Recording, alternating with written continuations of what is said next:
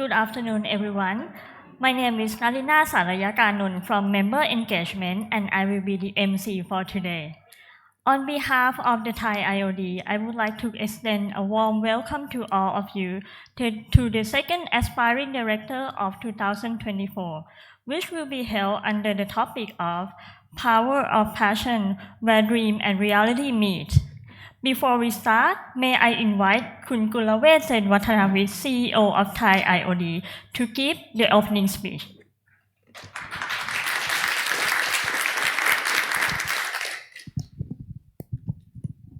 Swadikap.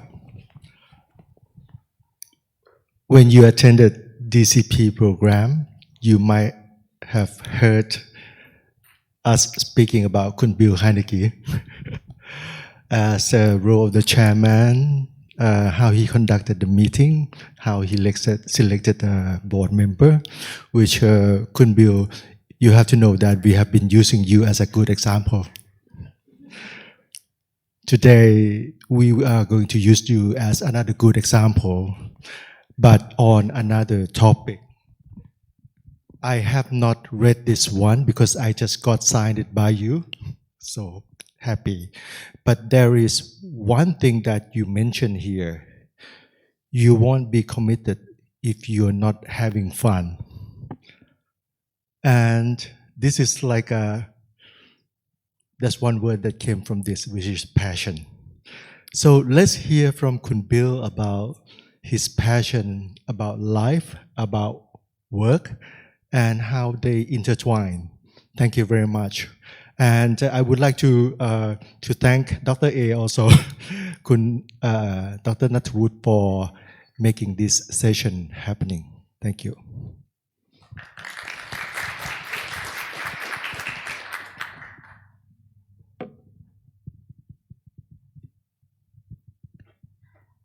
Now, let us begin the seminar. Please give a warm welcome to Dr. Nathawut Gunnithet, CEO of ATS.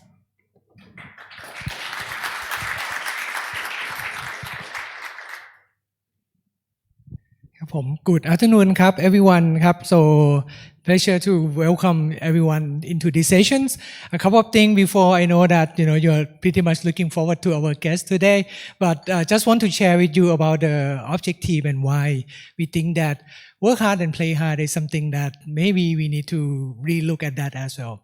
Right, and I think that the gentleman in this room is speak loud just in terms of he just follow and do what he believe, and we can sense a lot of passions from his empower, right? Which is something that we would love to learn a little bit from, not a little bit, a lot from his insight as well.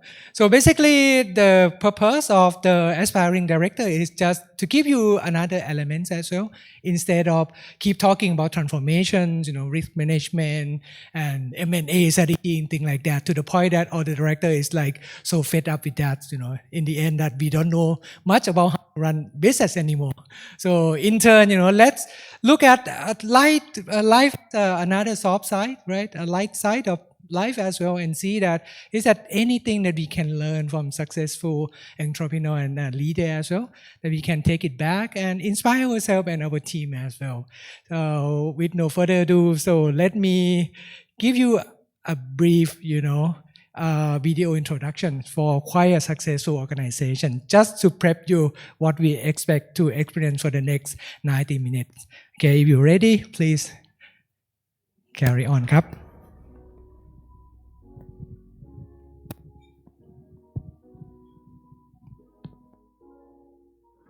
I started working when I was much younger.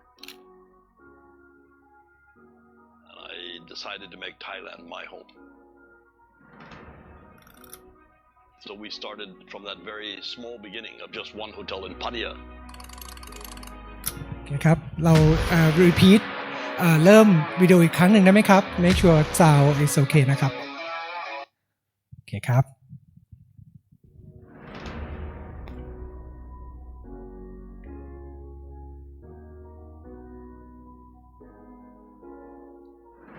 I started working when I was much younger.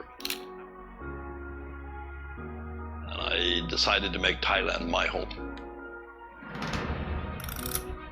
So we started from that very small beginning of just one hotel in Pattaya.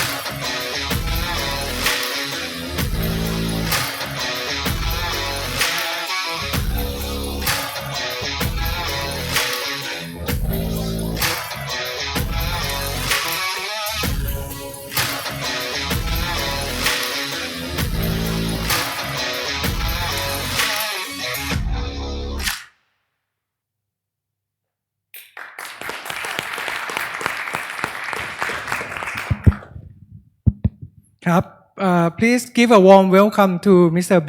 William Bill Heineke, founder and chairman of Miners International on the stage ครับ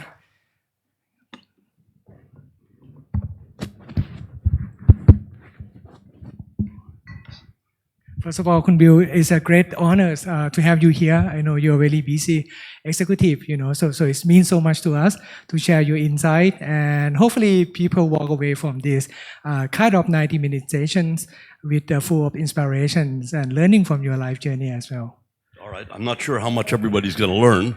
I see a pretty distinguished group in here, so but I'll do my best. All right, we'll see. And Kun Bill also really encourage, all of you, if you have any questions, you can interrupt, you can share your thoughts, you can ask questions as well. What important is, at the end of this session, how much that you take and, make your world a little bit better. So that's the ultimate success for us as well.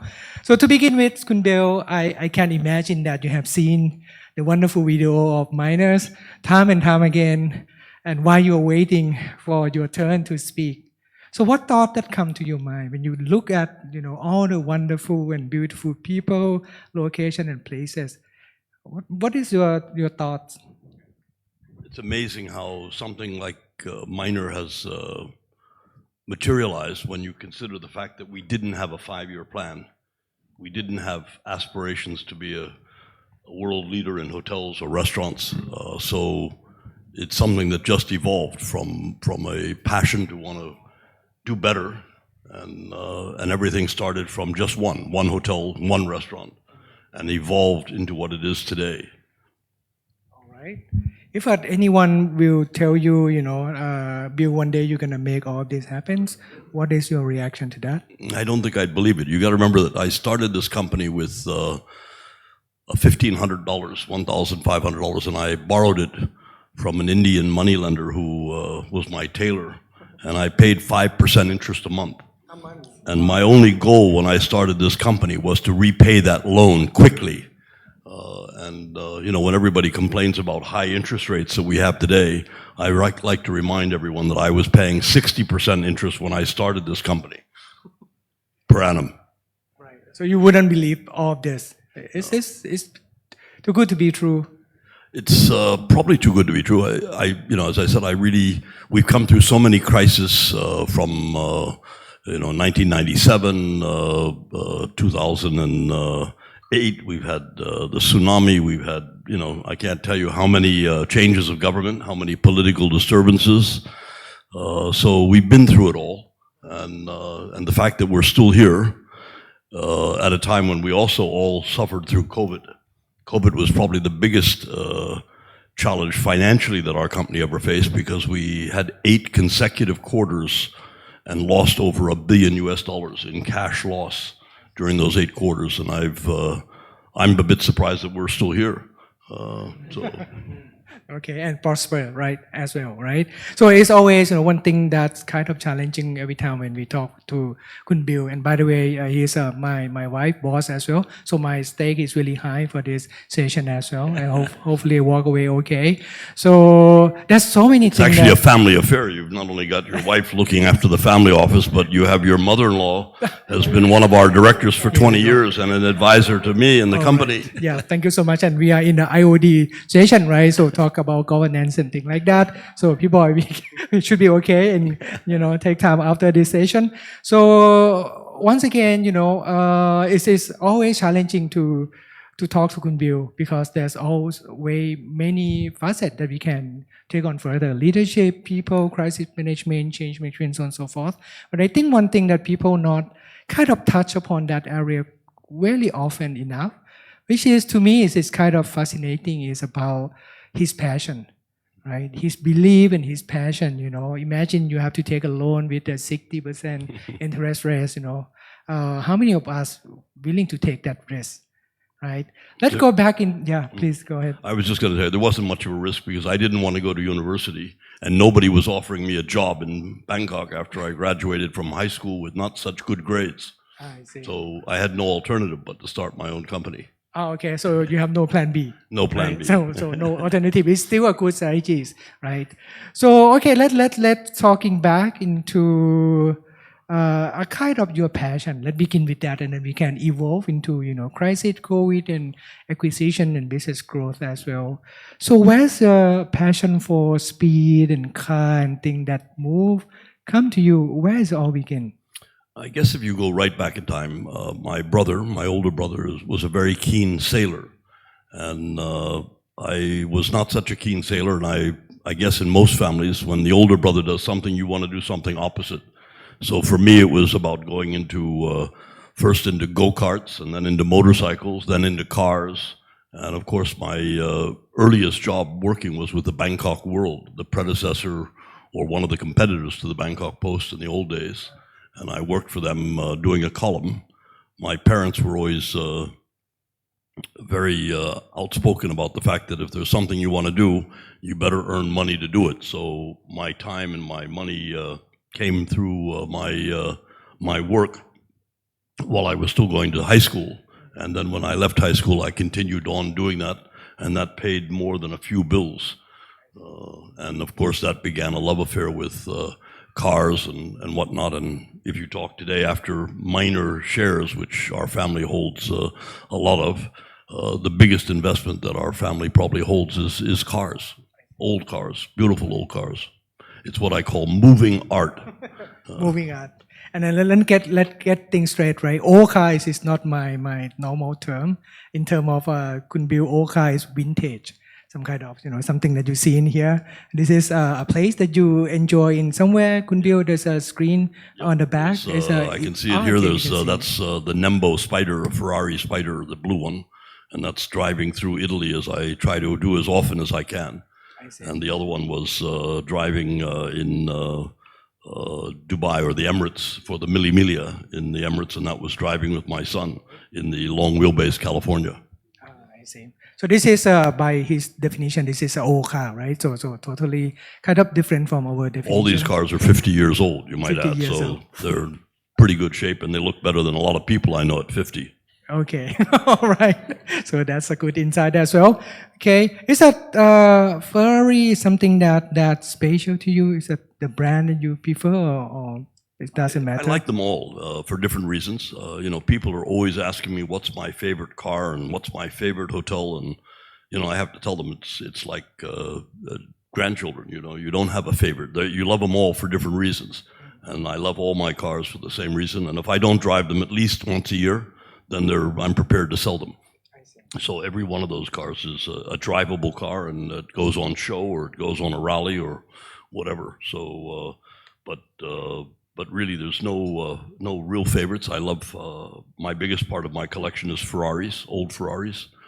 But I've got Mercedes, the familiar Gullwing, the 1955 Gullwing, a 1958 300 SEL Mercedes. I've got a Maserati Ghibli. I've got I happen to have Prince Bira's. I don't know if any of you remember Prince Bira, who was the famous racing driver and whom I drove go-karts with, including with his son. I guess his name was Bird. And those times I grew to admire Bira a great deal. And we all know the Bira racetrack. And of course, Prince Bira was our foremost Thai racing driver. And I happened to buy the car which he owned in 1936. It was a Bentley 4 1/4, and which he carried both King Rama the 8th and King Rama the 9th to school sometimes. So I always think of that as a bit of real Thai history, and I love that car very much. We restored it. It's so old that it doesn't even have a steel frame. It has a wood frame, but it's very beautiful. Is that here in Thailand or somewhere? No, the car's in London. Unfortunately, the taxes, which I'm told are just being reviewed now, may allow people to bring old cars back to Thailand. But right now, they're taxed far too heavily to be brought in. I see. So you support the idea of bringing the classic and things Absolutely. like that? I'd love to see Thailand take a greater interest in cars, and we've already seen the Prime Minister's pushing hard for Formula One. I think he's pushing for Formula E in Chiang Mai this year. And for sure, Thailand used to be well known on the Formula One circuit. Today, we only have one Thai on the Formula One circuit, and that's Alex Albon, who's a good friend and a very good driver. So. Right. Hopefully, he get a better team next year. We hope so. Yeah, if he'd get on to Ferrari or Red Bull, he'd have no problem. Yeah. Right. So you really believe that classic vintage is investment, or in my case, it's just an excuse for my wife to get another car, but there's no real gain or anything like that. But for the vintage, I would imagine it's different. So is that what you believe? It's become a very important investment holding for us, but it really started out as a passion. I've raced cars all my life. I guess if you ask me, one of the things that has made Minor successful is that the fact that I'm an extremely competitive person. Just ask anybody in my family. And when I do something, I like to win. I like to be, nobody remembers who was second. So, but with the cars, we've collected them. And over the years, I've sold a few of them. And I think I can honestly say that it's been quite a profitable hobby for us. But it also allows me to really appreciate the cars. And as I said, it was a big part of my life growing up. From the time I went to Macau for the first Grand Prix, I think it was 1968, driving an E-Type Jaguar in the Macau Grand Prix. And I raced go-karts in Hong Kong, Macau, Indianapolis, believe it or not, Thailand, Philippines. And then, of course, a little later in life, I started driving Porsche for their Carrera Cup race, which was held in Shanghai, usually just before the Formula One. They would hold a car racing thing. So I don't think many people know about that, but certainly I've enjoyed doing it. Yeah. All right. Wonderful. And you mentioned about something really interesting. You mentioned about being competitive, right? A racing car, and I'm pretty sure you not enjoy car just only. You flying plane as well. You dive. You have a licensed certified divers as well, right? Is that all the risky activity is push you forward, or is give you a kind of hidden energies that you can take back to the office or thing like that? Well, I think those of you who ever get around to this very old book that was published called The Entrepreneur. One of the chapters is all about working hard, and I don't think anyone will deny how hard all of our team has worked in Minor, and I like to think that I set the tone by example. But then you've got to play hard. You've got to truly have balance in your life. If you don't have balance, you'll never be able to be as successful as I think you should be in your job. So you've got to find balance. You've got to find something else to do to take your mind off your job if you're as passionate about it as I am. And I certainly find many things to take my mind off that. You're quite correct. I fly, I dive, I drive boats, cars, anything that I can. But probably the most interesting thing is that during the 1997 crisis, which was really was a crisis, and if you ask me, if I wasn't stressed during COVID, when was I ever stressed? I was definitely stressed during 1997.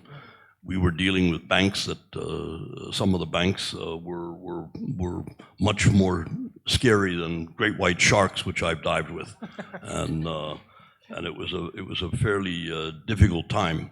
But I remember in 1997, I assembled all of our executives after the bot broke away, and technically for the first time, and of course you got to understand that when you're an entrepreneur, you've got to get used to going bankrupt at least a few times in your life. Otherwise, you'll never be an entrepreneur. But so the first time we went bankrupt, I guess, but we didn't give anybody a haircut. No banks took a haircut, and we didn't default on any of our loans, was in 1997. We eventually paid everybody, but it was a painful experience. And during that time, I assembled all of our executives and I said, look, the whole world has changed. We have to change the way we do business. And I'd like to ask each and every one of you to try and demonstrate to me that you can learn a new skill. You're not an old dog, as some people refer to 50-year-olds in those days, as I was 50 when the crisis hit. So everyone committed to do something. Some said they'd learn to dive, some said they'd learn to play golf, and I said to everybody, I'll learn to fly a helicopter, because that's probably one of the most complicated things you can do, especially for a person that's flown fixed wings, or what we call a regular airplane. You go to a rotary wing, it's a very different experience. And so I did it, and I think I finally soloed, if I remember correctly, in probably January of 1998, when I soloed the helicopter, and I soloed, it was with my instructor. When you solo on a helicopter, they don't leave you alone in the helicopter as they do in an airplane. They sit next to you but don't touch anything, and if you don't crash, you pass. But he said to Fair me, enough, yeah. He said to me, Bill, how old are you? And I said, I'm 50. And he said, you see, Bill, even at 50, you can learn something new.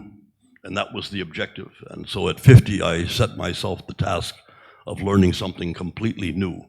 And it's exactly the opposite of flying a plane, so you have to unlearn the experience of flying a plane in order to learn to fly a helicopter. Oh, right. Okay, that's wonderful story. Okay, can we put our hand together for his courage to learn a new thing as well? And once again, I think that let's make it dynamic and interactive as well. If anyone would like to share your thoughts or your insight, if you practice another unique skill that you want to share to the whole room, so please go ahead to do it and do that as well. So with that kind of, I would say, is that a risk-taking is the words that kind of many people associate to you. Is that your leadership style as well, Bill? Everyone thinks of us as a very risky or a high-risk company that we take chances, but in actual fact, our company is probably more conservative than most any company in this room.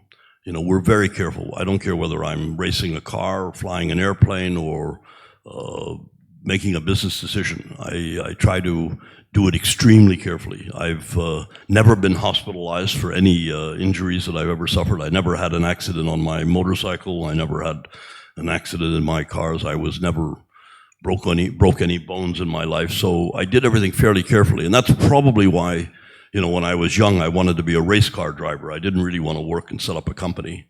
But as I learned, I wasn't really the best race car driver, so I figured if I wanted to be to enjoy race cars, then I better make a lot of money, and that's exactly what I set out to do. So you have to also recognize what you're not good at, And of course, in our company, there's a lot of things. When you don't go to university and you start your company at 17 and you start recruiting people, what you do is you tend to recruit people that know a lot more than you do. And you hire great talent because it's that great talent that will make the company really successful. You know, don't look at me to think that I'm the guy running the company. It's really being run by fantastic professionals. You know, today we have close to 90,000 employees in the 62 countries that we operate in. And we have some incredible people. And many of them are much smarter than I am about hotels, food, lifestyle, you name it. Tell us a little bit more about the secret of success in terms of managing talents. It seems like I have a privilege to attend one of the miners sessions, right? And then you introduce people in the room, you know, stand up if you belong, you know, or live in this country and this and that. And India is like a 60 plus country in that room. And they all fly to Bangkok to have some kind of, you know, a big meeting, a kick-off meeting. So that's wonderful picture to see that, you know, in our kingdom, this is a kind of impact that happens. So I wish to hear from you as well. Is that any secrets or anything that you believe in terms of managing talent? You know, when we started the company, obviously we were just wanted to survive. And that was, for me, if I could make payday, you know, if I could pay payday, then I could coast for the next 30 days because that's always been our biggest expense. It's the assets of our people. So, you know, really it's, you know, a question of developing great talent in the company. And I set out always when we started to raise our ambitions to be, you know, to go within the region, to go with, you know, our first external investment was in Vietnam, and then we went various places. And just to give you an idea about Vietnam, we made an investment in Vietnam in 1997, which wasn't exactly the best time to invest in Vietnam because it was just at the start of the financial crisis. And we just finished paying the loan for Vietnam, I think in 2022 or 23. So it took us 50 years to repay that loan for that first adventure. But in any event, as we began to venture into more countries, I set it as our policy that we wanted to hire the best talent in the world, not the best talent in Thailand. We always try to get the best talent in Thailand, but in order to be a global player and to compete against all the global giants, and today, you know, depending on what scorecard you want to use, we're probably sitting in the top 10 of the international hotel chains. We're competing against Marriott, Hyatt, Accor, and all of those guys. In the food business, we're competing against Yum, McDonald's, Starbucks. If you're going to compete with them on a global basis, then you have to suddenly raise your talent to become global talent. So for us, we try to hire the very best talent available from anywhere in the world. We don't mind whether they're Indian, they're Chinese, they're American, they're whatever, but we want the very best talent. I was always surprised that many companies in Thailand think of themselves, even though they may be international, to be a Thai company and therefore tend to recruit mainly in Thailand, if at all, from overseas. So, but I've always believed that we have to recruit the very best talent from around the world in order to keep growing. Is that the strategy that Miner take since the beginning? I assume that you look at not just Thai talent, not just a local talent, but everywhere in the world. Absolutely. Okay. Absolutely. That's a part of your culture as well at Miner. It's, I think, the culture that we've ingrained in everyone now. And the same thing applies whether we're doing business in Europe or in Middle East or Australia. We try to get the best talent to fill those vacancies from anywhere in the world. Okay. Since we on this topic, you know, it is maybe my personal interest as well. If you look at the Thai executive per se, Thai talent per se, anything that you wish that it could be different, you know, it can be enhance the country competitiveness. What missing and what you see in that perspective, Kun Bill? I think probably the problem is that Thailand is just too nice a place. You know, the culture is good, the people are nice, the food is great. And as a result of that, both Thai and Farong that we do have in Thailand and recruit, very hard to get them to move. You know, when we bought NH, the whole thinking was that, you know, since we're buying a company twice as big as the company in Thailand, spending $3 billion at that time, that maybe the head office should move to Spain. And I said, the head office isn't moving to Spain. I'm staying right here. So even myself, I'm reluctant to live or move anywhere else. And so we're very much Thai organized. And as a result, many of our executive Thai team have gone abroad, but generally come home pretty quick. They don't really want to stay abroad. And we see this with doctors, we see it with any professionals, engineers, you name it. They'll often go abroad, but they all want to come home. And they don't mind if they make less money as long as they can live in Thailand. And I'm afraid I'm the same. If you said to me I could make twice as much money if I go and live in New York or London, I'm afraid I'd say, well, I don't need any more money. I'll just stay right here. So that's perhaps one of the disadvantages to our shareholders, is the fact that I intend to continue to keep my base in Thailand. I see. Okay. But in terms of skill, any particular gap that you start to see, ability to maybe strategic thinking or any domain knowledge? I think, we have, and you can see it, again, all you've got to do is transpose some of our Thai executives when we have sent them abroad to do something or make it, they do an incredible job. There's no question that we have great talent in Thailand. We have great talent all over the world. So no, I don't think there's anything lacking. It's, as I said, perhaps the only thing that really affects Thais the most is the fact that you're not going to eat as well as you eat in Thailand. You're not going to have a climate like we have in Thailand where it's warm all year round. You're not going to be able to intermingle with Thai people every day as we can in Thailand when you're in New York or London. So to me, it's, unfortunately, Thailand is just too nice a place. And we see this even with our foreign staff. Very often they'll reach the pinnacle of their careers and we'll sort of say, look, it's time for you to move on. They don't want to move on. They don't want to go anywhere else. They don't want to be transferred. They just want to stay here. And I can tell you a half a dozen of my top executives who decided to stay on in Thailand after they retired or took early retirement in order to live in Thailand. Okay, we treat them too well, I guess. All right. Thailand treats them too well. Okay. Looking back, let's move back into car before we open the floor once again. If anyone would like to share your thoughts, right, and ask questions to Kun Bill, and we can imagine this is not like everyday opportunities that we can have a fire chat kind of with Kun Bill. Listen, this doesn't bother me at all. You can ask me any question you want. I've sat through I don't know how many AGMs of our companies. And we've had shareholders that own 100 shares and give me a hard time. So this would be a pleasure to be able to have a question from this audience. All right. Okay, we come back to that and open to all the questions that you may have. Let's go back into this beautiful Ferrari, isn't it? Yep. Anything special about this car? Any insight you want to share? Probably one of the most expensive cars I own. May I ask how much? So just an inspiration to all of us, right? Today, this car would probably sell for $12 million US. I bought it for 2.5, about 10 or 12 years ago. 2.5 million? Yeah. And then you can sell it like, 12 million? 12 million, yeah. Oh my God. So there's been a very good return from our car investments generally.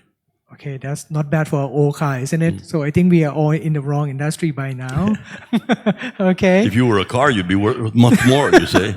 I don't think so. I don't think my wife will agree with that. Okay.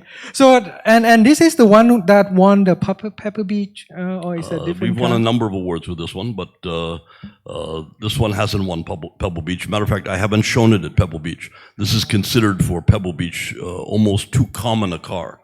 They only made 50 of them, and they only made, I think, 14 or 15 that were convertible with covered headlights. But no, you have to win in Pebble Beach is the most difficult one. I've never won Pebble Beach. I've won my class. I've won some special awards, but I've never won the overall in Pebble Beach. I have won overall in Abu Dhabi, and I won runner-up in Lake Como in Villa d'Este.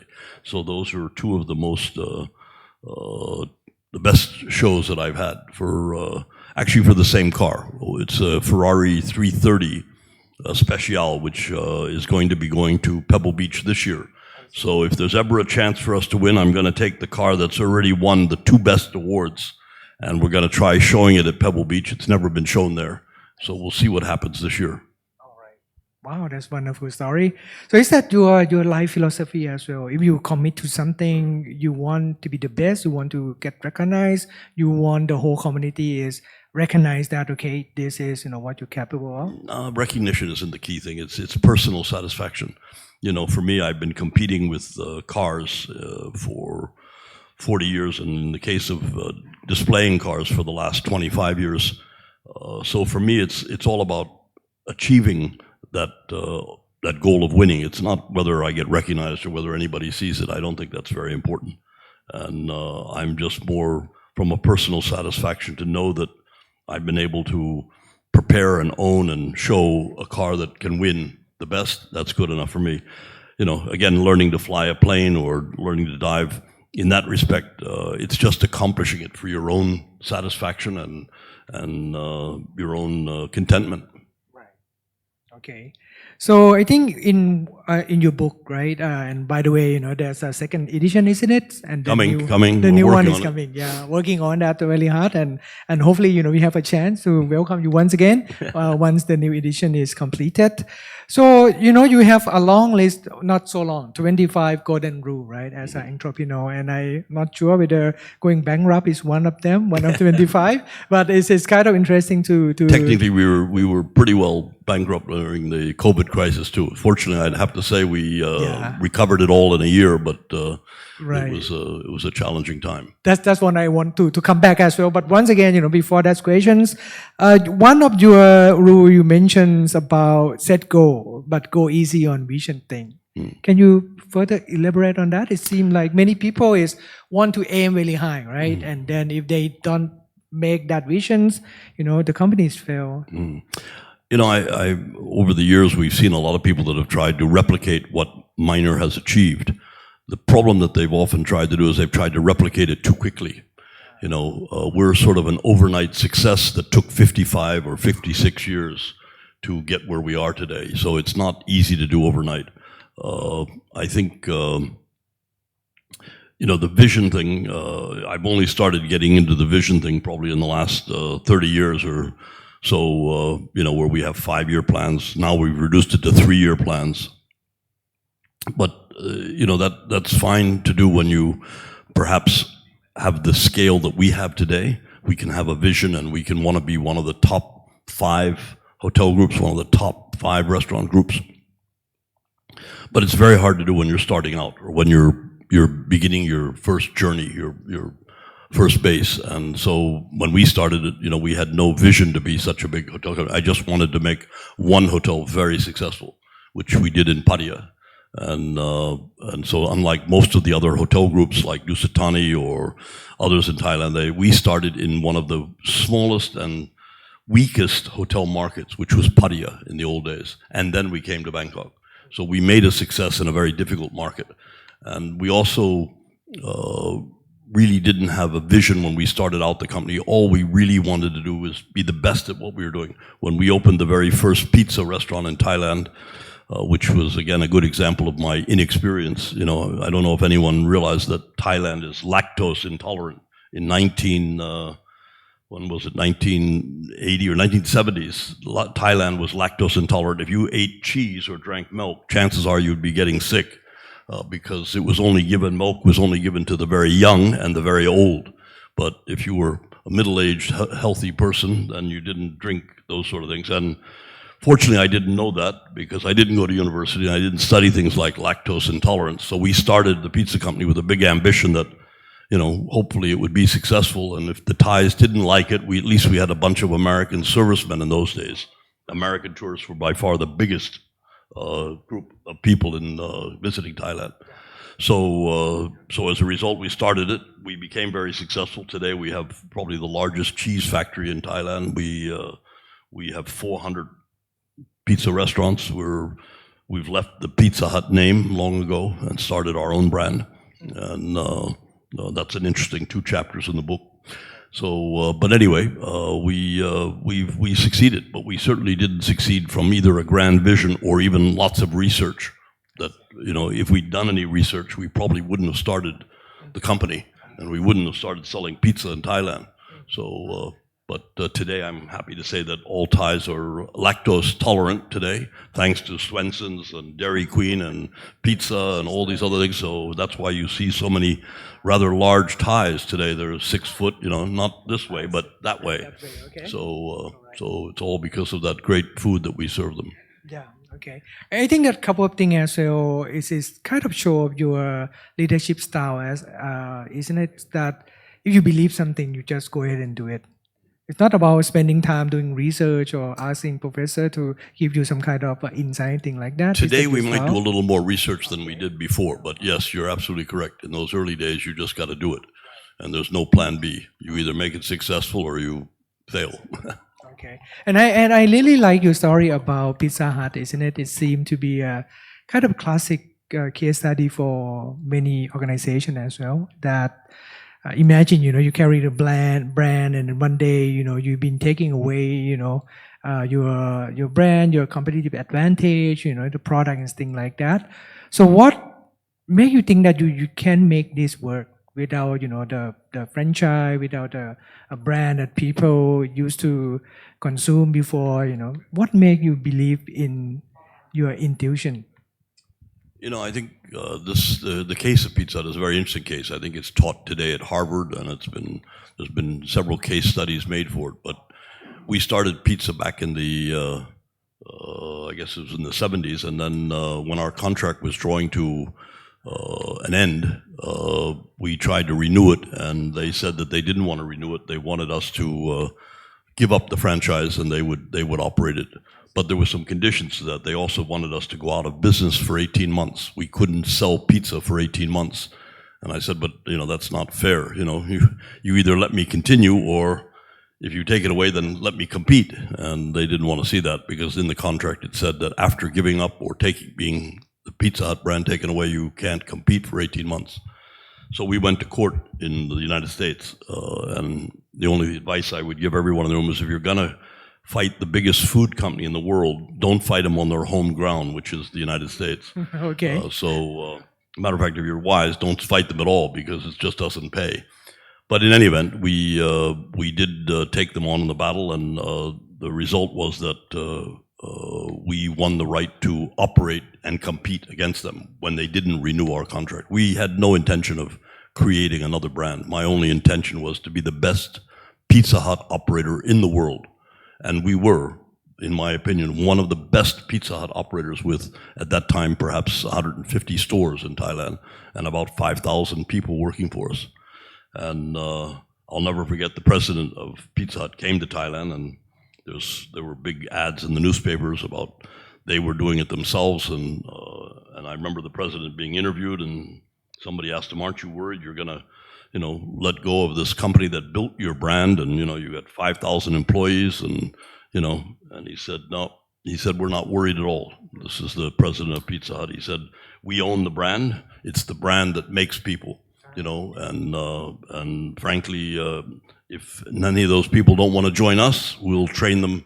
We'll train new ones. So we don't need the workforce from Mr. Heineke. Thank you very much. We don't need him anymore. We will operate it ourselves." So that was a major moment of crisis for us, and we set about, part of the condition was we closed all of our stores in Thailand for 45 days. It was a bit like COVID. We had to close the stores, nobody could go in them. We had to pay all the salaries for everybody for 45 days, and there was no money coming in. And then, many people knew that we had 97% of the pizza market. Today, obviously, we all hold a little bit less because there's many competitors. But in the days when we had Pizza Hut, we had no competitors. Nobody dared to compete with us. We had 97% market share. I guess it would sort of have been like Sing Beer was 50 years ago too. There was nobody competing, and they were the winners. But in any event, we set out and we opened our own brand, and we were a bit shocked that anybody even came there, because we were so worried that when we reopened as the pizza company, not Pizza Hut, that people might not come to our stores. But we were shocked to see that they, not only did they come, but they lined up to get in. And we had a fantastic success. And I remember being interviewed by CNN at the time. And the CNN interviewee said to me, he said, you know, you used to have 97% of the market, and today you only have 75% of the pizza market, you know, with your new brand, this pizza company. Aren't you disappointed? And I said, no, you don't understand. I said, Pizza Hut used to have 97% of the market. I had 0. I see. But today I have 75, and Pizza Hut, I think, has 23 or whatever they had at the time. So that was the satisfaction. It was actually now our brand, not their brand. Mm-hmm. And I'm happy to say that since that time, I don't believe Pizza Hut has ever made the amount of money that we made for them ever again. I see. So they've continued to lose money Right. for many years since that time. So it's a big expensive lesson for them as well, isn't it? Yes, that's what they say in the college study that I saw. Yeah. Okay. And I think that's one of the chapter or one of the rule as well, which is kind of strike me as well. You say people build brand do not build people, and you believe. In and that. Yes, I think you know, as we've seen, all of us have seen this. I think that you know, you can still fail. Whether it's I've seen McDonald's fail in certain countries. I've seen, you know, many brands fail that are immensely successful in other countries. And if you have to really look at why they failed, generally speaking, you'll find that it was, I think, due to the people. So people generally build brands. The brands, just by having the brand name, doesn't guarantee success. I see. All right. Okay, one more question from me, and as I promised, I throw it back to the floor here, and I encourage you to take the inspirations and, you know, the wisdom from a guy who really make it all happens. And take you back into the NH deal, which is to me is kind of amazing. We learn the news and everybody is very optimistic, you know, and then you manage to get from the local regional player into, you know, one of the top hotel player in the world. And then we all know COVID strike. Okay, what is the first thought that come to your mind? You think that's for a minute that's a bad decisions, or what come to your mind at that moment? No, I think, you know, it's interesting because when we bought NH, we fortunately had accumulated quite a bit of shares, and we had about, I'm going to say, 45% of the public company in Spain, and we had made a tender offer for €630 to buy the rest of the shares. And Hyatt immediately came along and said they would give $8 a share. They were being advised by Credit Suisse. Unfortunately, they didn't realize that we already had 45% of the shares, and we didn't want to sell it. You know, had we sold it, we would have been about $1 billion richer if we just decided that it was time to give up, just take our profit and go home. So we could have sold it to Hyatt at that time. But then, of course, COVID struck, and then we went the reverse way. But we had great support. I would have to tell you that, you know, it was the first time that we made an acquisition of that size. It was $3 billion, and we needed to borrow $3 billion. And we were able to source the entire loan from Bangkok Bank. And I never thought it was a bad decision, because what keeps me up at night is whether we're going to have enough great people in our company. And by buying NH, we got about 800 incredibly talented people from the NH corporate office, which knew more about digitization, knew more about hotel development, and ran twice as many hotels as we ran. So to me, I felt that we would sleep well at night because we got 800 new talented people into the company.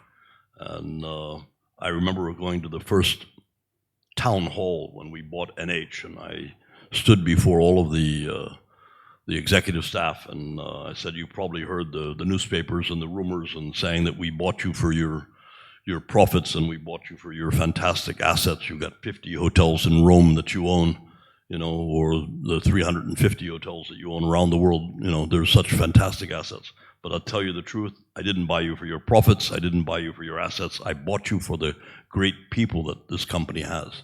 And to this day, I don't think we've ever had anyone. We still don't have any Thai staff in Spain, but we have a few Spanish staff in Thailand. So that gives you an idea. But yeah, that was a big thing, and I think I never lost faith in the acquisition, even during when we were losing about $500 million a quarter. during the worst period, we lost about $500 million in the first full quarter. But I believed in it, and I believed we would come out of it. As we have come out of every crisis, we usually come out stronger because we take steps to minimize the risk. And of course, when we've now emerged, we are stronger, we are bigger, we are better than we were before.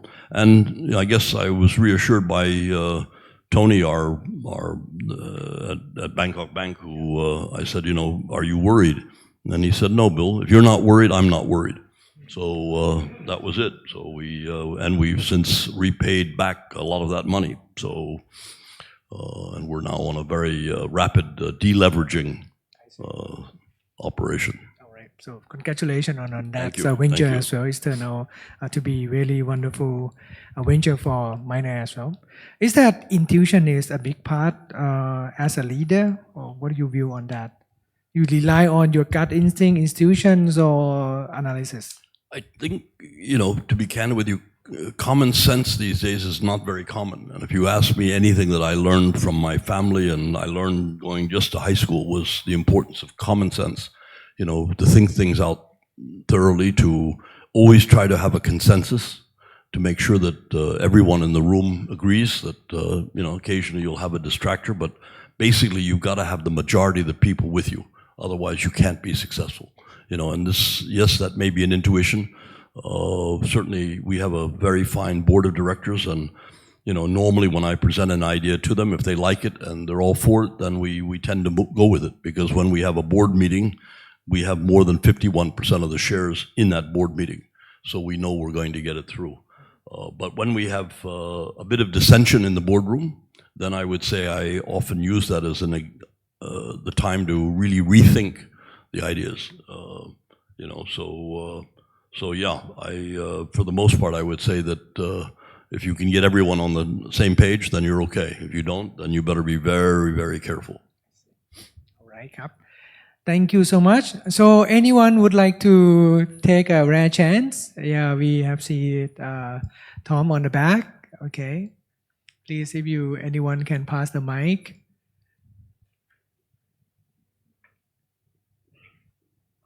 Right, there's one in front.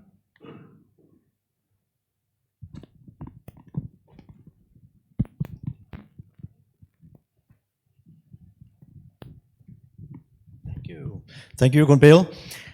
A question, my name is Tom Sorensen, by the way. I have a question. What is your strategic thoughts about the low pay that is given in hospitality, in hotels? Educated young people, locally and overseas educated, are offered 15,000 baht a month, 8 days annual leave after 1 year of service, working 10 hours instead of the usual 9. How would you be able to continue to attract talent when this is not comparable to working in international companies that will typically be more than 20,000, even 30,000? I know there's a service charge, not guaranteed, it's variable. But I thought, what's the strategic thinking about, on behalf of the hotel industry, that this industry is in that lower quartile? If I'm understanding the question correctly, you're really asking me a little bit about how we draw great talent to this industry? Yeah, and why the hotel business is paying so low entrance salaries to new people that you want to get into the hospitality business. 15,000 a month would be, for many, quite low. Working 10 hours and not 9 hours, that is usual, is not attractive, some will say. 8 days annual leave after 1 year, not prorated, and so on and so on. So I'm just thinking, what's the strategic thinking about having such a compensation scheme in the hotel business? I think, for us, there's a couple of things there. One is, first of all, we try to get people that really have a passion for what they're doing. I figure that, for me, money has never been the motivation in what I'm doing. It's certainly a nice way to keep score, but it's all about passion. I think the people that I see that we try to draw within our hotel group are really passionate about the service industry. I think that there's no question that during COVID, we saw a lot of people working from home. We certainly had a time when our whole corporate office here in Bangkok was working from home. And the only people working were the people in the stores and in the hotels that had to stay open and keep doing business. Well, as quickly as it was allowed, I insisted everyone come back to work. And those that said to me, many of them said, well, it's quite nice to work at home, and it's not so bad, and some of us would maybe like to work half a week and half a week at home, and I said to them, well, that's fine. If you want to do that, you're welcome to, but please understand I can outsource your job from India at a hell of a lot cheaper than what we're paying you here in Thailand. And so that was one way that we got people back to the office. But in terms of the talent, you've got to be passionate. Working in the hotel business, in my opinion, and I guess I'm sort of working in it because I'm involved in it every day and sometimes every night, and sometimes it's phone calls in the middle of the night, is the fact that it's a way of life. And I love being able to provide great experiences, great services. And I think when you get an accolade for, providing an experience in a hotel or in a restaurant to people, it's phenomenal. But if I was to tell you the biggest challenge right now for us in most parts of the world is getting good talent, good labor, good people. It's really hard, especially in the UK after Brexit. We have shortages all over the world now. But the positive side of that is, as earnings have started to go up, we've always been known for, I think, in this country, trying to pay the highest wages we can. We've got the highest service charge in most markets, certainly in the upcountry markets, Phuket, Chiang Mai, Samui. We tend to have the highest service charges. We pay the most competitive rates. I'm in favor of anyone that's in the front line has got to get paid very, very well, because frankly speaking, they're the ones that are really representing the company. We can outsource gardeners, we can outsource kitchen watchers, but you can't outsource the people at the front, the leaders that are really responsible for driving our hotels and our restaurants. And I think we put a lot of effort into training. We opened recently a hotel school here in Thailand. It's a joint venture with La Roche. So we're trying to develop even more talent. But it's certainly a difficult industry today. But I sense from the young people that I talk with that there's a lot of people that are getting more excited about returning to the industry. Many of them left during COVID. I have to say that they returned up country. Many of them didn't want to come back. And you're right, whether it's the wages, it was even just the fact that did they really want to work the jobs that they had before. I don't know if I'm answering that question very well, because but does that answer it, or no? Not really. Tom. You did not, but that's fine. Okay, sorry. Okay. Let's move on. It's that accent, you see.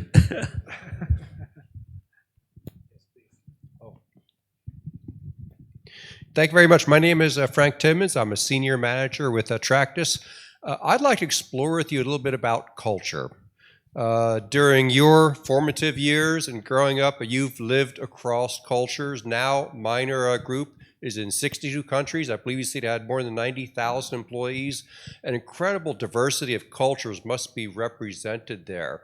In your corporate culture, how do you integrate, synthesize, curate all these cultures? Do you pick and choose the best aspects? Do you just let it develop organically? How do you manage and take advantage of culture to be the great organization that you are? That question I can handle.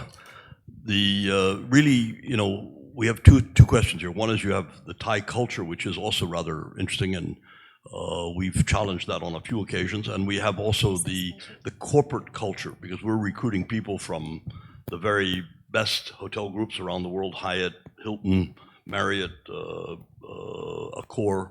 And when we bring them in, the first thing I tell them is that please don't get enamored with the minor culture. Please remember why we hired you, because of the fantastic job or what you had done or what you changed in your own company. And we really want that to remain. too many people join our company, think what we're doing is absolutely perfect and great, and they just want to continue to drive it along the way it is. And I have to keep explaining to our executives that what made us successful for the last 50 years isn't going to make us successful for the next 50. So we're going to have to learn and relearn, how to do this. And the cultures are certainly one of the things. So it's a corporate culture. We try to get all of those corporate cultures. I'd like to believe we have the best of the Marriotts, the Four Seasons, the whatever, because we recruited from every one of them. And we know their cultures extremely well. But then we've also had to make sure that we can adapt them into within the corporate headquarters here, the Thai culture. But we have the same problems in Spain. Spanish culture is also pretty well integrated, and they're not very welcoming, I would say, to anybody to come to work in Spain. But you can balance the thing off. I think today Spain appreciates what we're doing, and we appreciate what they're doing, and we can work together with those two different, very different cultures. And we have, I think, the success that Minor has today is because of the success that we've had recruiting top talent from all of these corporate cultures that we brought in, and they've helped to shape what is Minor today. And the reason I think we've been so competitive and so successful, if that's allowed to be said, is because of all those people that have come in and brought their individual strengths and their background of their own culture, can be human culture or corporate culture. Because we've got Americans, we've got Indians, we've got Chinese, all intermingled in not only in our corporate office, but in most of our hotels. So that's really what we try to do is we try to make sure that our culture is ever changing and being refined all along the way by our people. So it's go beyond national culture, right? You're talking about corporate cultures. That's what make a minor difference, and shouldn't be like craft in stone. It should evolve itself over time too. Okay, that's nice to hear. Okay ครับคุณวงทิพย์ครับข้างหน้าครับจะมีโอเคหนึ่งท่านอยู่ข้างหลังครับแล้วก็พี่วงทิพย์ สวัสดีครับผม my name is you mentioned something in your book to start Minor Cheese long ago, is it right? Okay. My name is Ted Sak. I'm running a medium-sized food factory. You mentioned in your book that it's not wise decision to start a food factory long ago. Why is that? Sorry. Food factory that you mentioned in the book that the bad idea to start. Well, no, not really that it's a bad idea. I think that we're like many Thai companies that started 50 years ago, or some that are much older than us. We tend to go into areas that aren't really our strength. Manufacturing is not really our strength, but we've got a big manufacturing operations today. We're in frozen dough, we're in cheese, we're in ice cream, we're in ingredients, we're in many different things because no one existed. They weren't making cheese when we first started our company, and they weren't making many things. So we had to pioneer those businesses. But today, when we're offered a manufacturing opportunity, we tend to shy away from it unless it's really pertinent to our core business. Our core business really remains hotels and food. But most of the manufacturing that we have is related to that. So we've tried to stay focused. I think focus is a very important thing. And to believe that you can be good at everything is probably a disaster waiting to happen. So we've focused primarily on food and hospitality, but we haven't been afraid. We've gone into aircraft, we've gone into trains, we've gone into boats, we've gone into factories, we've done, you name it, we've tried it or done it, or we're still doing it. But it's usually as a result of our main businesses driving us in that direction. And so far, it's really helped us keep a competitive edge in our industries. Okay, so know your strength. That's what you say. But don't too afraid to try as well. ครับพี่วงทิพย์ครับด้านหน้าเลยครับ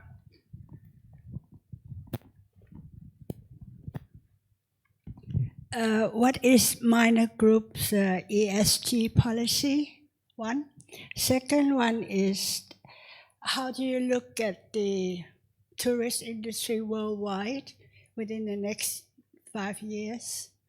And the third one, are you going into cruising, considering that we are an aging society? Are you buying any cruiser or anything like that? Sorry, Thank I got you. the first two questions. Yeah, the one, the cruise liner. Cruise liners? Yeah, yeah. Oh, Are okay. you going Cruise to liner. cruise liners?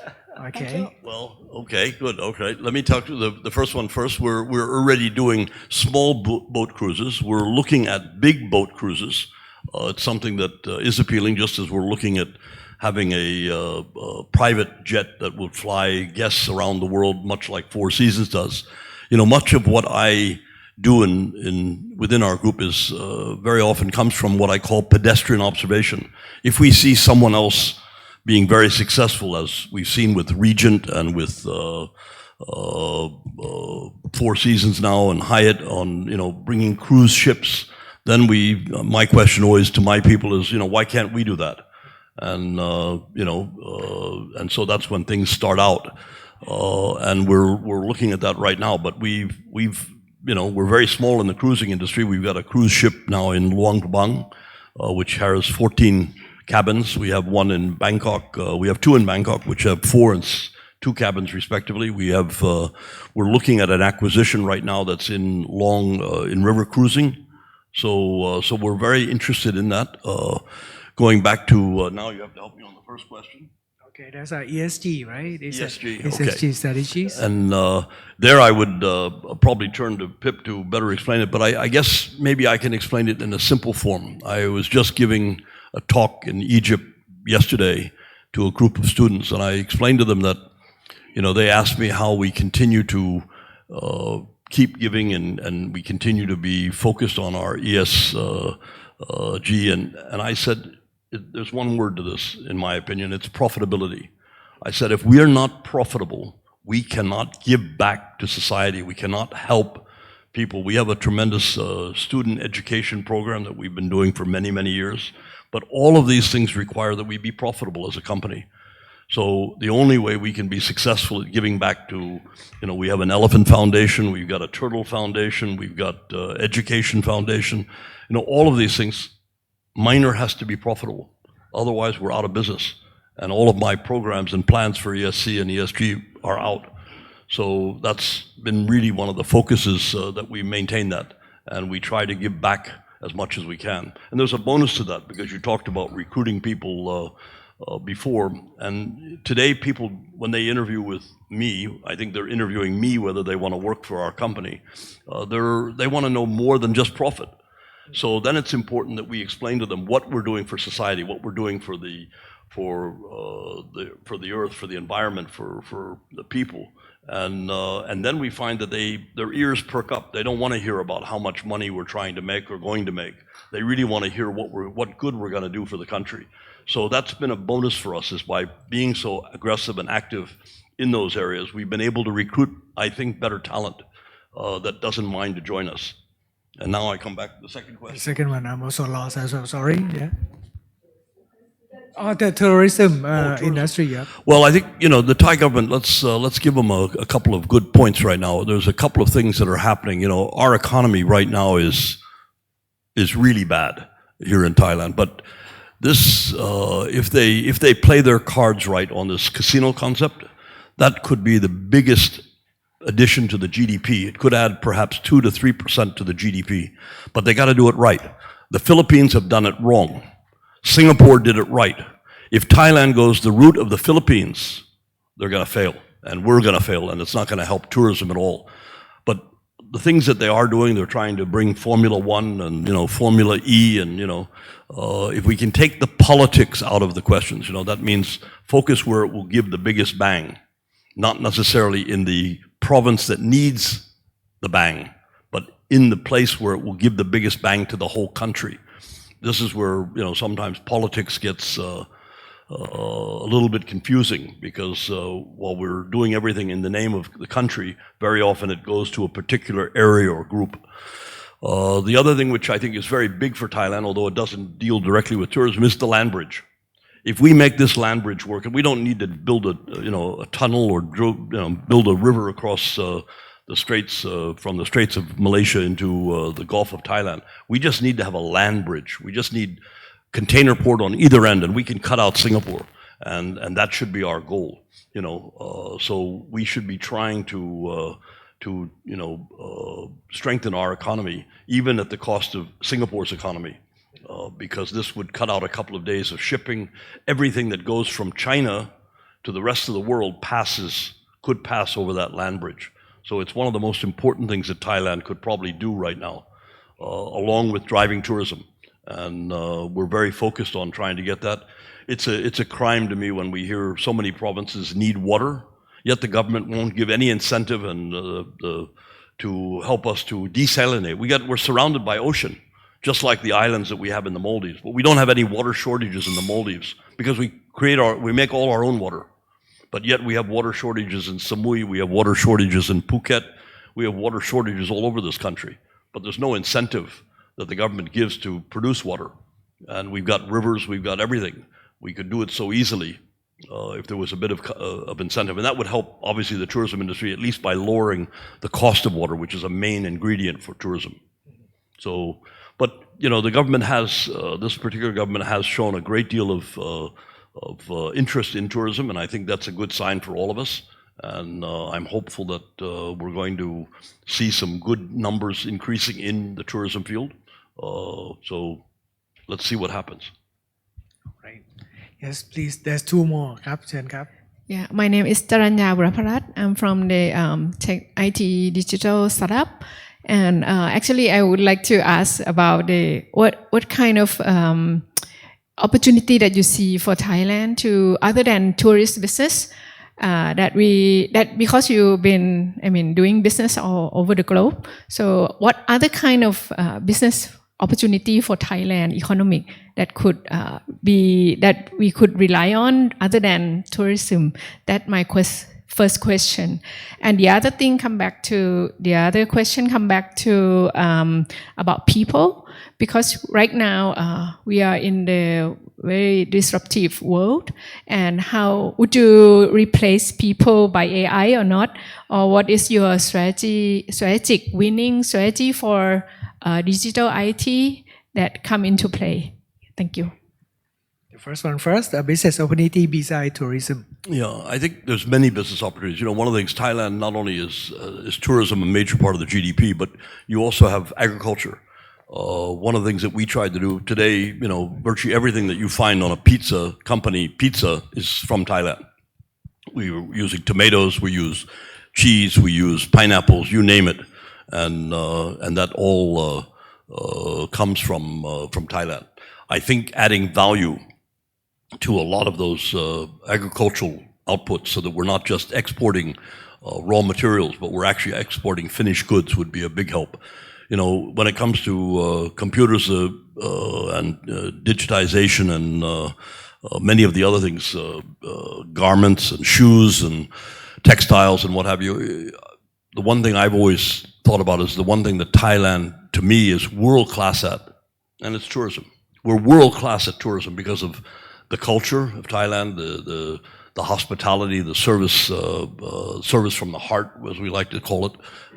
So, to me, we have to continue to strengthen tourism, because that's something that Thailand is world's best. We used to have the world's best airline. Unfortunately, today that's fallen on bad times. Thai International is not the best airline in the world, and it's no longer the way it was. And we could probably attribute that to political interference. And it's sad, because we were acknowledged as the best airline. And the reason we were the best airline is because we had the best people running that airline. We had the best stewardesses, the best pilots.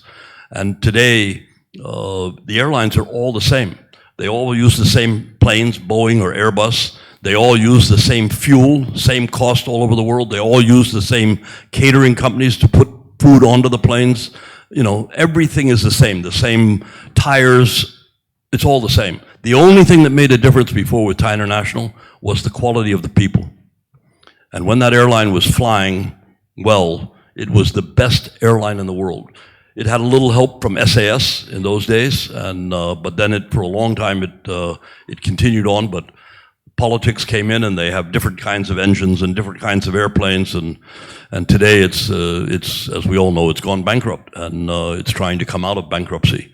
But it's just sad, because we demonstrated there that by having the best people, we could have the best airline. And I believe that we have the best people in the service industry. So perhaps one of the questions that was being asked earlier is the fact that if we can take advantage of that service culture that we have in Thailand, this can be spread all over the world.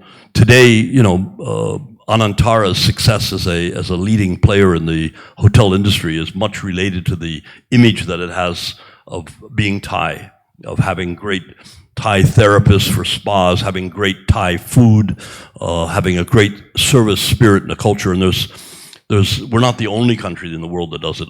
I can think of Oman, and even Spain, for that matter, have got this service culture, this service from the heart. And countries that have that, tourism is just as important in Spain today as it is in Thailand. Then you can really expect that we can do something successful. But we've got the capability of that. We have the capability to add much more value to our agriculture, to our seafood, to anything. And I believe that if we focus on our strengths, it's easier. But I don't think we're ever going to be world class in the area of chip making or in the area of textiles, or there's too many cheaper countries in the world or more experienced or have a greater investment in that area.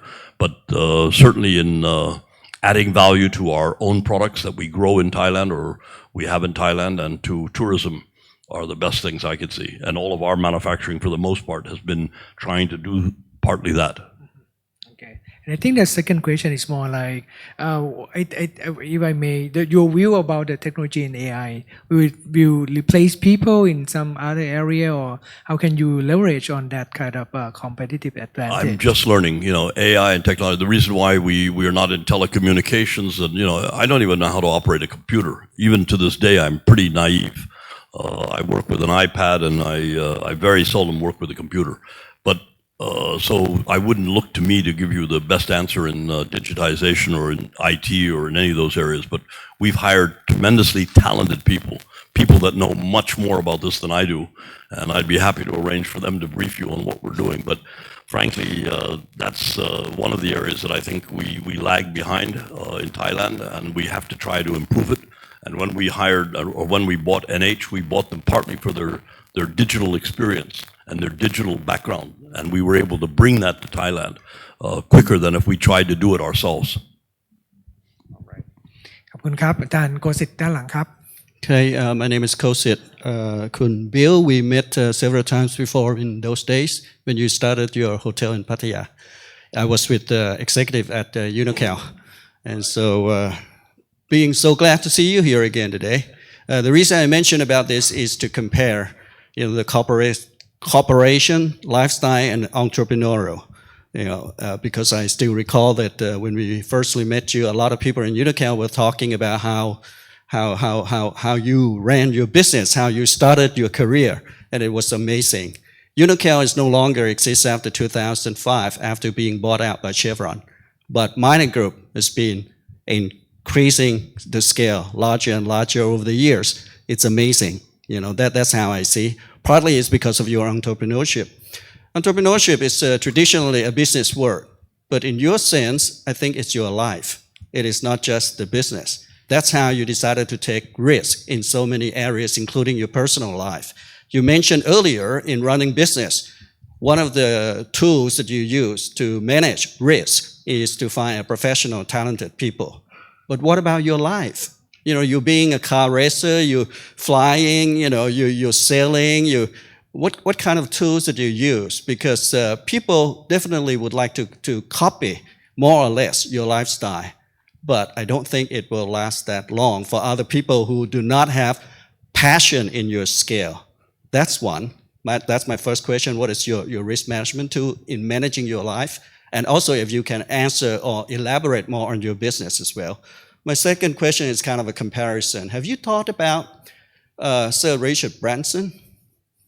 Anything, I don't know, I personally see similarities, in your lifestyle and Richard Branson, of course, in the way you run business, in the way you're taking risks, in the way you're learning, successes and failures. Thank you. Thank you. I take the second question first. Richard Branson I admire him greatly, and there are some similarities. As a matter of fact,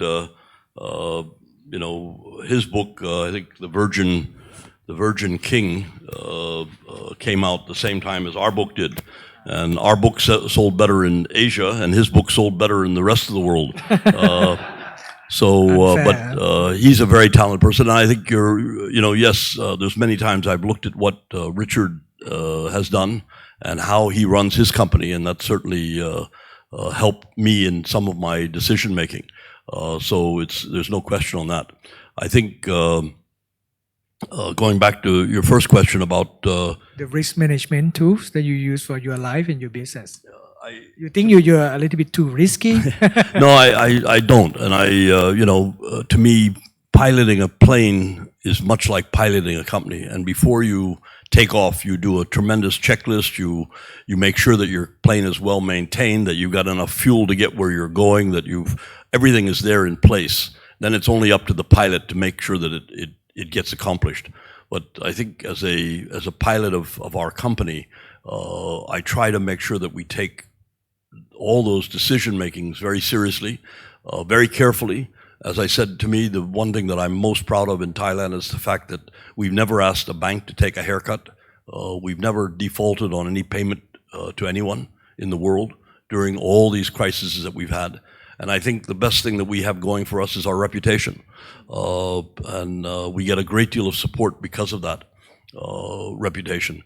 But I think, risk-taking, I'm not a risk taker. And today, even less of a risk taker than I probably was 20, 30 years ago. When you have nothing to lose, it's easy to take a risk. When you've got something to lose, like today, what Minor is, I'm very careful. And I've been very careful for, I would like to say, many, many years now, because there's been a lot to lose if we don't get it right. And a lot of people's careers and lives are at stake and are tied up in our company. We have an employee incentive program. Virtually all of our key executives are motivated by where our share price is. Today, I'll tell you, our share price is a major disappointment to me. And I would hope that the analysts all say it should be selling at 42 baht, and I think it probably should be closer to 50 baht. But anyway, it's only 33. So we're really focused on trying to get people to understand the company. When we go through a crisis as we did with COVID, we came out of it. We're now, in 2023, we were bigger than we were in 2019 in terms of profit. So we've recovered a large part of the money that we lost during COVID, and we're about to have, I hope, an even bigger year this year in 2024. Tourism is back everywhere in the world. And the nicest thing about tourism today, unfortunately for you guys, but good for Minor, is the fact that everyone's charging a much higher rate for rooms. We weren't making big money before. And airlines are all charging much, much more to fly to Phuket or London or where, you name it, because they weren't making much money before. So we've really rebalanced the tables. And it's not so much a fact that anyone's trying to gouge the public or, get back the money, but they were not being run economically. We had so many low-cost airlines that weren't as reliable as they perhaps should be, and they were running at very low operating costs that was keeping the other airlines from being able to get traction. So we saw many airlines go bankrupt or basically insolvent, from Thai International, and I think we've seen Nok, and AirAsia has been bankrupt for sure, but it's coming out of it now. So it's been a very tough industry. And many hotel businesses have gone out of business, especially the smaller hotels, that they just couldn't keep up. But the new environment today, I think, will help all hotels, all airlines, and many companies to get back to a more sensitive and realistic profit level that they can truly rely on. The investments are great, whether you're in an airline or you're in a hotel business. So you've got to make a reasonable profit, and we're determined to do that now. All right. Okay. Maybe we have so many questions, and then we have about 10 minutes left. Okay, maybe we take on the back first, and then you. Good afternoon. My name is Sorayut. I had a question to Mr. Heineke regarding the leadership Thai style. You have been around in Thailand. Relationship Thai style. Leadership. Leadership, I see. Leadership Thai style. Okay. You have been around in Thailand for a long time, since during the time of teenage, and then you manage so successful organization in Thailand. Some of Thai people say that Thai did not really decisive when making decision, sometimes too soft. So when we have the very high competitive market, especially during the time of the geopolitical competition at this moment, Thai management and Thai people tend to have difficulty to make decision. I just want to have your opinion regarding this. Thank you.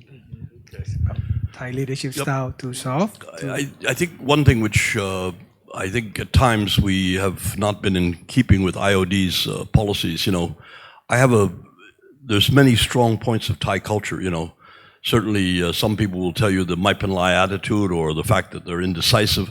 I don't buy any of that. I really do believe we've got some very, very decisive people in our company, but they're developed in that way. You have to really develop the ability to get people to make decisions, and even when they fail, you got to get them to be willing to fail. I think in our company we don't talk much about our failures, but we have an awful lot of failures, and we do that, and people know that they can fail in our company and still go on to bigger and better things. But hopefully, as long as they learn something from that failure. So that's a really key part of our thing. The other thing which we've done, I think we blended the culture of Thailand, the Thai culture, into our company, and we're sort of a Thai multinational. If someone in our company marries someone within the company, there's no way we're going to get rid of one of them. I remember very distinctly that was always the way things happened in Unilever.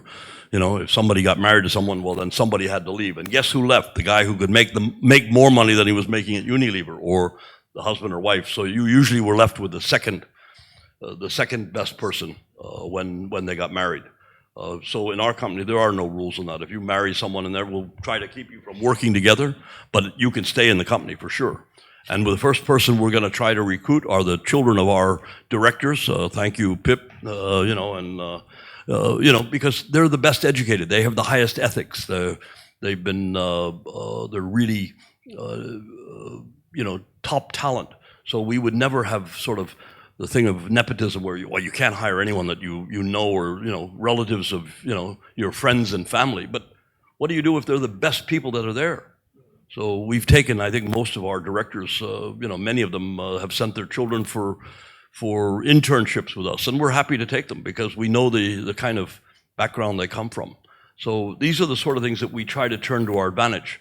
But that's not necessarily what good corporate governance sometimes tells you. But so far, it's worked very well for us.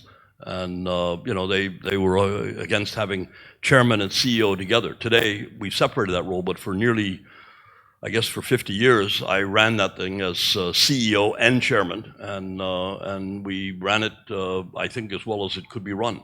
Today, we've split it between chairman and CEO, but they're still not independent. So maybe that'll come in time. Maybe when I'm gone, they'll put an independent chairman on. But basically, it's the same feeling that I have towards directors. I'm not in favor of a 9-year period. In our company, it's so hard to learn about our business and contribute to it. I'm not going to retire someone who's very good at their job just because they've been 9 years in that job. So, why should you retire a director? I certainly am in favor of it if they're not capable or not competent. But to me, there are certain things that are what I would call the international corporate culture, and many of which have been adopted by IOD. I hope I don't get thrown out for saying these things. I don't think so. That you've got to adjust it for what's happening in this marketplace. And so for us, it was always critical to have the chairman and CEO as one and the same person. It's many of these are the things that we've done. We've often said, yes, we could do more on ESG or whatever, but we tell the analysts, do you want us to do that? And if you do, then you realize our profit may come down a little bit. Oh, well, don't do that. We're all in favor of these things, but we don't want to see profits go down. And that's why I say that most important to me is not to make profit a dirty word. It should be a word that means that we can deliver more to our customers, more to our communities, more to our planet, more to the environment. So these are some of the things. And I'm not sure I've answered it effectively, but I've tried. Yeah, I think we get the point, right? It's not the national culture, it's corporate and international communities kind of Anyone culture who's as well. indecisive in our company, I tell you, they wouldn't last very long. So if that's the thing that I'm personally trying to train everyone to make decisions, and frankly, it's up to, I think, each company to try to instill that.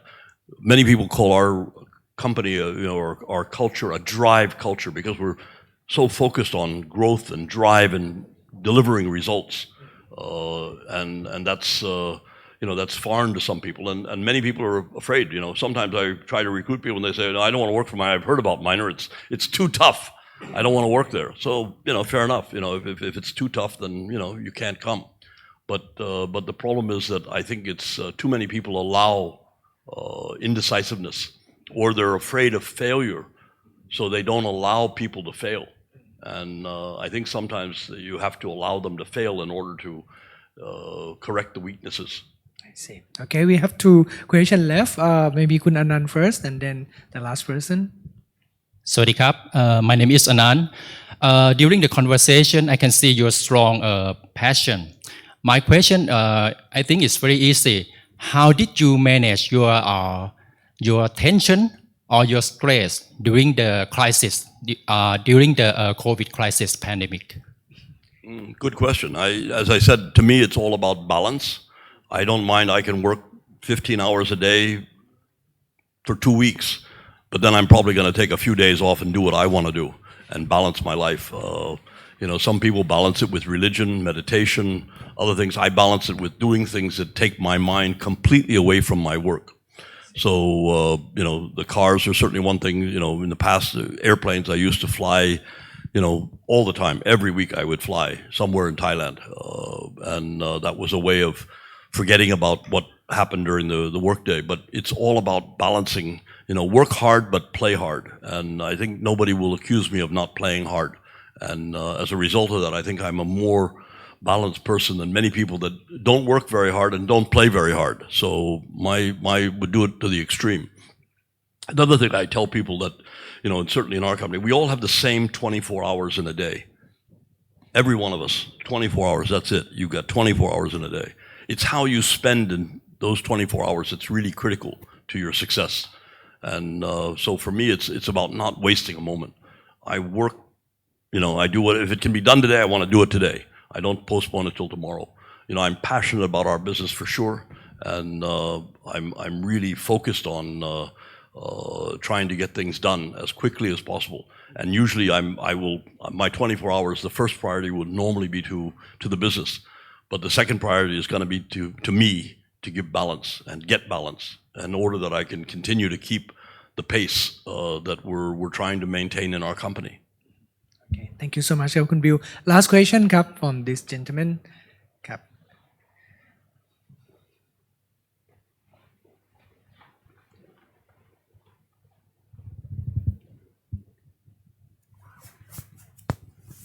I'm Vivat from TKC. My question is, what is the most difficult decision you have made? The most difficult decision you have made? I think the most difficult decision is when we've had to lay off people. To me, our company is built on people. We have, again, 90,000, but there was a time probably during the 97 crisis that we probably only had maybe 10 or 15,000 people, but we had to lay off. We laid off part of our workforce during 1997. And I think when you lay off people, whether they're a coffee girl or it's a junior executive or it's an intern, because you're forced to lay them off because of the economic situation, that to me has always been one of the toughest things that I've had to do in my life.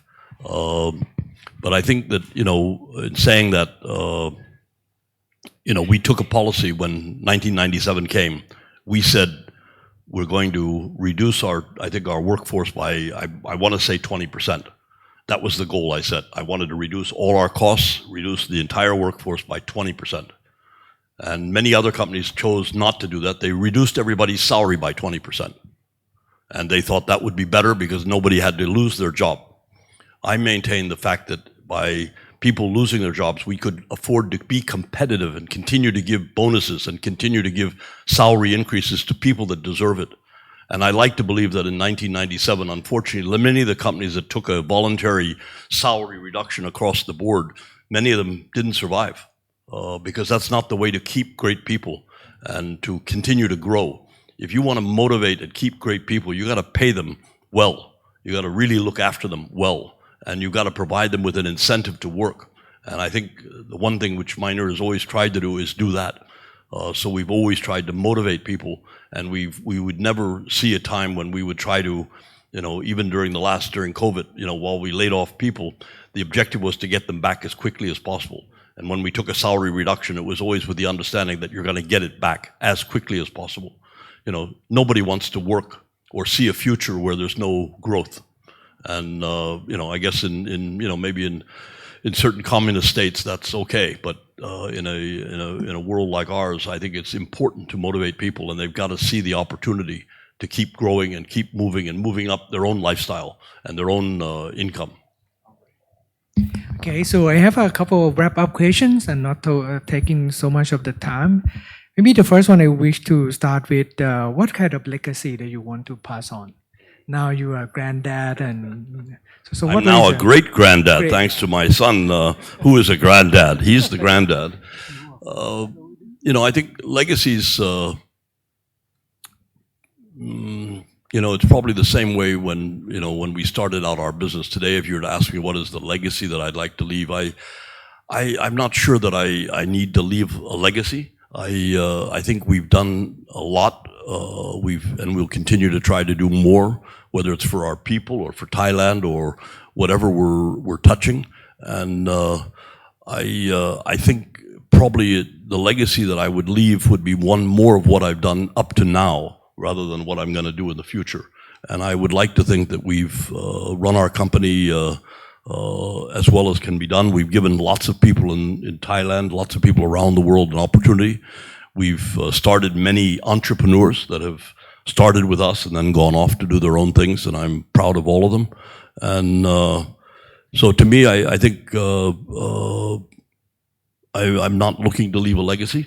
It's difficult because I would say that in certainly our company, it's a meritocracy. So unlike many companies in Thailand, if you have the right last name, then you can go on to very senior positions. In our company, it really goes to the most talented person.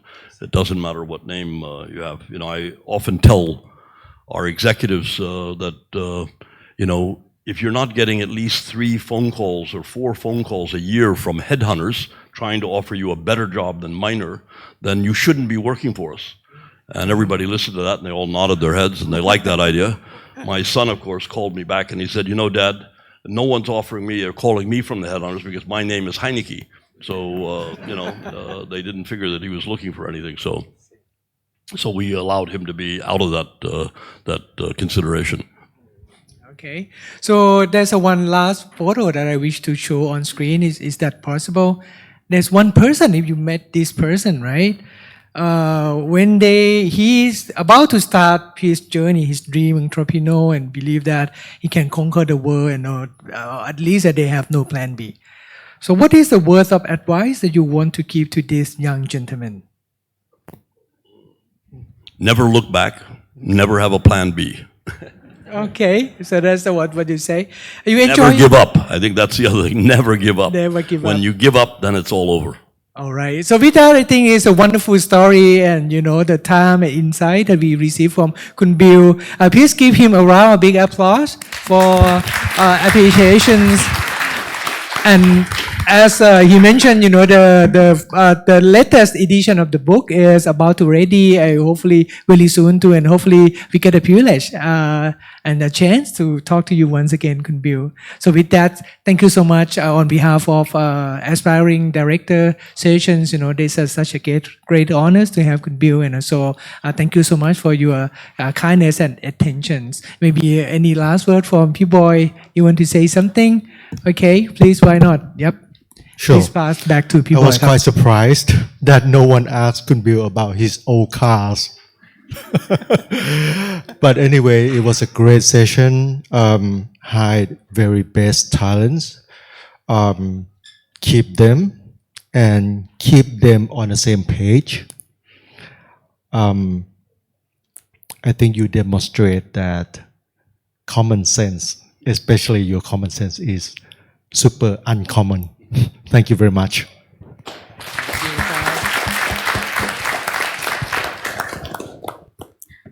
Also, Kun Kulawe would like to give a thank you gift to our speaker today. So the first one is to Kun Bill.ค่ะ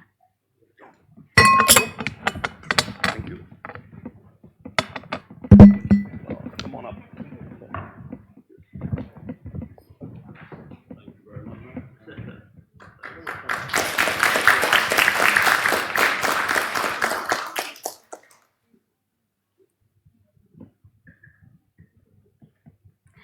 And a gift to Kun Nathawut also.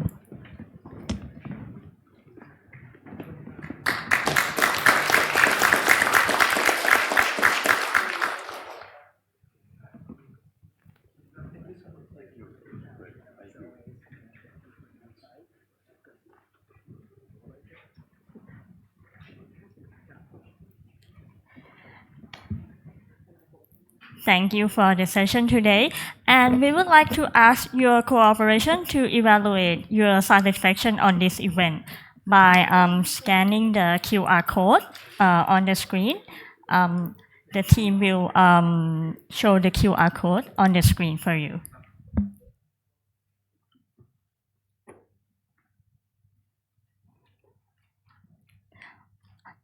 Please give us the feedback. Your feedback is important for us to improve our next activities.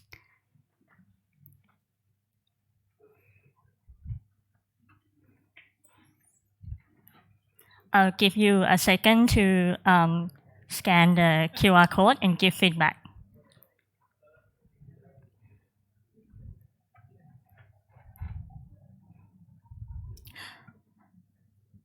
Furthermore, on behalf of Thai IOD, we would like to thank all of you to participate in this event. And please allow me to inform you that during this event, we have taken photos and we will post them on our social media channels.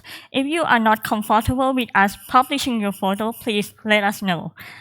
In addition to this event, there are also upcoming events that we would love to welcome you to. The first one is the Director Forum of 2024 on the topic of holistic health trends for directors, maximizing performance through mind-body wellness on the 16th of May at 2 p.m. to 4:30. The second one is the AGM and dinner talk under the topic of neuroscience and leadership, achieving boardroom wellness on the 27th of May. And the last one is the second special event of 2024 on the topic of Mother Class, Unlocking Financial Potential with Climate Risk Intelligence on the 30th of May. And to wrap up, thank you for joining us today. We are looking forward to see you again in the upcoming events. Have a good evening. สวัสดีค่ะ